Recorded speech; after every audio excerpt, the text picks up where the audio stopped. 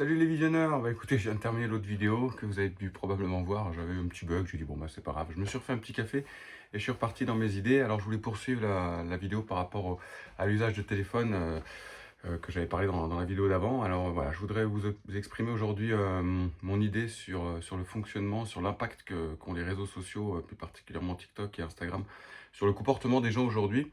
Alors j'ai constaté que il s'est passé quelque chose vers 2022-2023 que j'ai ressenti comme ça.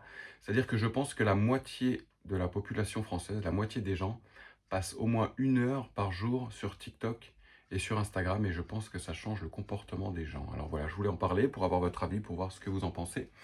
À l'époque, il y avait Facebook. Facebook, c'était le flux, c'était l'idée que chacun montre que sa vie est meilleure que les autres, on partageait que les bons moments. Et ça crée ce sentiment un peu désagréable de se dire, punaise, lui, il a une vie bien, regarde, il fait ci, il fait ça, et moi, j'ai une vie de merde. Puis bon, on s'est tous rendu compte avec le temps que quand on se renseignait un peu plus, on se rendait compte que tout le monde était dans la même merde, on avait tous nos soucis d'une façon ou d'une autre, et que c'est sûr qu'on avait envie de partager plutôt le positif que le négatif. Mais il s'est passé quelque chose de nouveau, c'est surtout avec le flux infini, ce qu'on retrouve principalement sur TikTok et sur Instagram.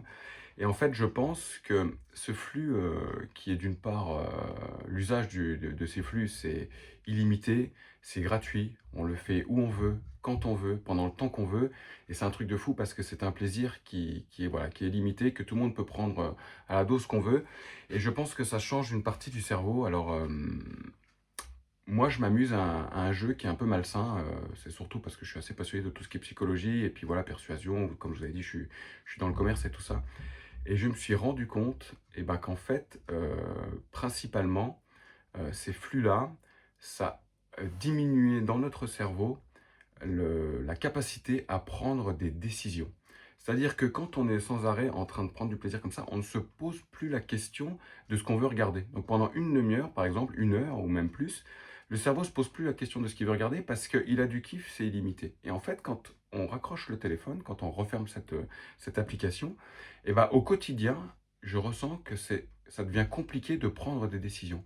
Et moi, je m'amuse lorsque je parle à quelqu'un, en moins de 5 minutes, je peux savoir si la personne qui est en face de moi, même si elle n'a pas envie que je le sache, je peux savoir si elle utilise TikTok ou Instagram au moins 1 heure par jour. Je vous laisse réfléchir à ce que je viens de dire, je vais ouvrir un colis.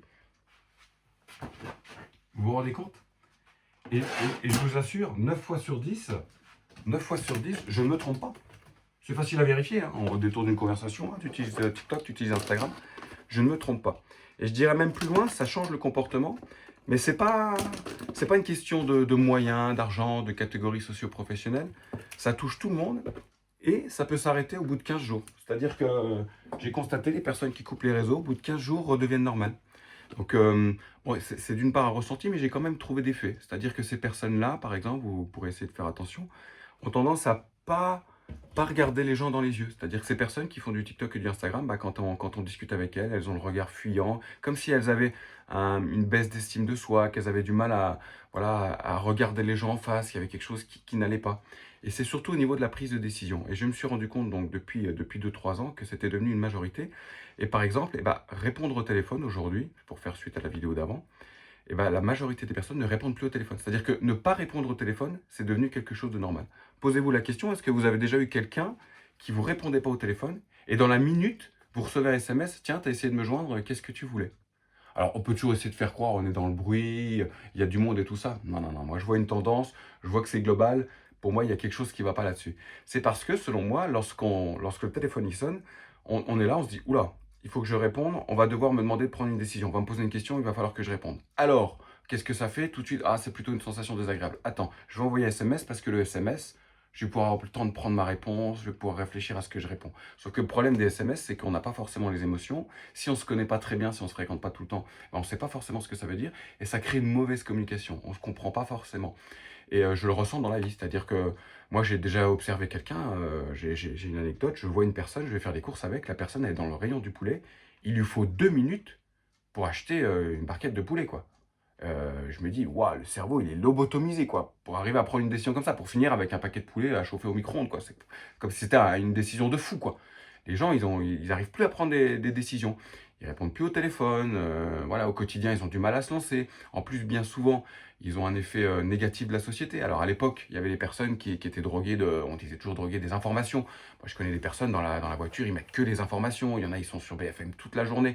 Et donc, ça crée ce sentiment de peur parce qu'on voit toujours des choses négatives. Là, aujourd'hui, si vous regardez les informations, on voit que en Suisse, il y a eu dans les boîtes de nuit, il y a eu un incendie grave avec plein de décès. Je pense à eux, ça fait vraiment de peine. Mais c'est sûr, quand on regarde ces informations, on n'a plus envie d'aller en boîte de nuit. Alors que tous les samedis, il y a des milliers de soirées en boîte de nuit qui se passent bien.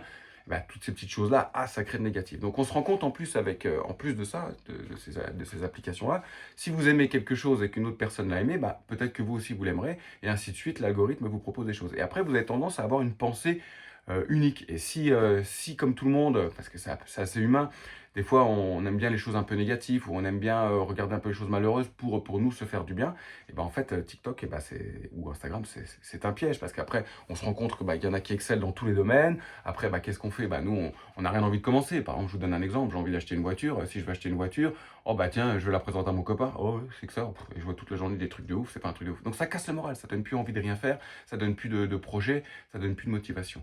Donc franchement, faites attention aux réseaux sociaux. Essayez dans un premier temps d'enlever les notifications si vous voulez sortir de ça.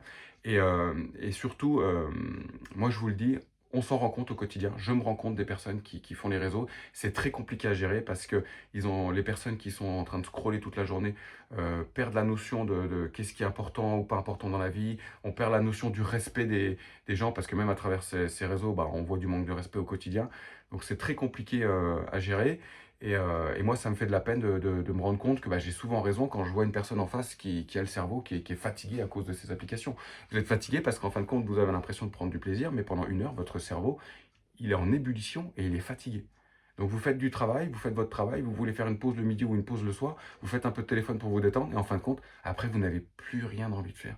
Parce que le cerveau, même si vous avez l'impression d'être dans un canapé et que l'activité n'est pas fatigante, et en fait, votre cerveau, il est ultra fatigué. Surtout que vous enchaînez les choses, et que le cerveau, ça stimule, ça fait du plaisir, mais le stimuler, c'est aussi le fatiguer. Voilà. Et moi, je me suis rendu compte que depuis 2 3 ans, c'est devenu une majorité. Donc, sachez-le, je vous en informe, parce que des fois, j'ai des personnes qui disent: ah, non, moi, je suis pas dans ces réseaux, j'en ai rien à foutre, je vais vivre en dehors de ça. Oui, mais il faut quand même avoir conscience que selon moi, la majorité des personnes utilisent ces réseaux. Et il faut le savoir parce qu'aujourd'hui, ça change la relation. Voilà. Que ce soit pour la prise de décision, que ce soit pour l'envie de contact, c'est-à-dire qu'on a de moins en moins de contact avec les gens. Moi, j'ai eu une personne qui m'envoie une connerie, j'appelle ça une connerie, un truc comme ça sur Facebook. Je l'appelle. Je lui dis: écoute, tu t'ennuies, tu te fais chier, viens à la maison, t'habites à 5 10 minutes, viens, prends ta voiture et puis on se boit un vrai coup, on discute. Oh non, flemme. Ça me désole, ça me dégoûte, parce que on s'éloigne tous les uns des autres, et je me rends compte, au début je pensais que c'était l'âge, que c'était que moi. Moi j'en parle parce qu'en fait c'est pas que moi. Je me rends compte, là j'ai parlé des personnes qui ont fait Noël et Nouvel An, j'ai l'impression de jamais avoir autant de personnes en comité aussi restreint, des personnes qui veulent plus se voir en famille pour Noël, qui se sont retrouvées tout seuls à Nouvel An. Et en fait, on a tous de la peine à ça. Donc, luttons contre ça. Essayons de recréer ce relation sociale. Arrêtons la compétition, la comparaison. Soyons chacun nous-mêmes, et acceptons-nous comme nous sommes. Voilà, c'est ce que je pense. Et donc, je voulais faire cette vidéo pour que certaines personnes qui sont un peu tout seules peuvent se dire: ah moi, j'ai plus d'amis, les personnes ne me donnent plus au contact. Ne le prenez pas pour vous, je vous assure, c'est pour tout le monde. Moi aussi, ça m'est venu à l'esprit. Je me suis dit: est-ce que les gens m'aiment pas? Est-ce que c'est pour ça? Mais en fait, c'est tout le monde pareil. Et donc, je trouve ça dommage. Et la première façon de lutter contre ça, selon moi, c'est déjà d'arrêter ces scrolls infinis sur TikTok ou sur Instagram, et puis de prendre le téléphone. Et d'arrêter de dire: ah je vais pas l'appeler parce que j'ai peur de déranger. Moi, personnellement, on ne peut pas me déranger. Mon téléphone, si j'ai pas envie d'être dérangé, je le mets en avion. S'il est disponible, si vous pouvez m'appeler, n'importe quand, vous pouvez pas me réveiller. La nuit, je dors, je mets mon téléphone en avion. Et les autres, c'est pareil. Donc, arrêtons de dire: ah, je vais pas l'appeler parce que ça va le déranger. Écoutez, on a tous un téléphone en silencieux. Bon, moi, en plus, j'ai une montre. Certains ont une montre, mais encore en plus, c'est encore plus facile de voir si on est contacté ou pas. Donc, arrêtons ces préjugés. Arrêtons de demander de la compassion. Ah, j'ai pas le téléphone avec moi. Oui, t'as pas le téléphone, mais à un moment, tu vas le regarder, tu vas pouvoir répondre. Excuse-moi, t'es un professionnel, on t'appelle, tu te fais démarcher tous les 5 minutes. Le meilleur moyen d'arrêter de te faire démarcher, tu prends un SMS ou tu rappelles, tu dis: écoutez, ça m'intéresse pas, je suis désolé. Ça, c'est plaisant. Moi, j'aime bien quand on me répond, qu'on me dit: ah écoutez, non, je suis pas intéressé, laissez tranquille. Au moins, je sais à quoi m'en tenir. Il n'y a rien de pire, on peut pas juger parce que chacun est différent. Celui qui répond pas, bah, peut-être qu'il a peut-être pas besoin à l'instant T, mais qu'il aura besoin dans 2 mois. Peut-être qu'en fait, c'était vraiment pas le moment et puis qu'il est passé à autre chose et que c'était pas important. Mais si on le sait pas, on peut pas deviner. Donc s'il vous plaît, dans vos relations, arrêtez les jugements et arrêtez de demander aux autres de deviner les choses. Dites les choses comme elles le sont. Et si vous n'avez pas envie d'être contacté, si vous n'avez pas le temps, si ça vous intéresse pas, dites-le. Faisons-nous tous gagner du temps.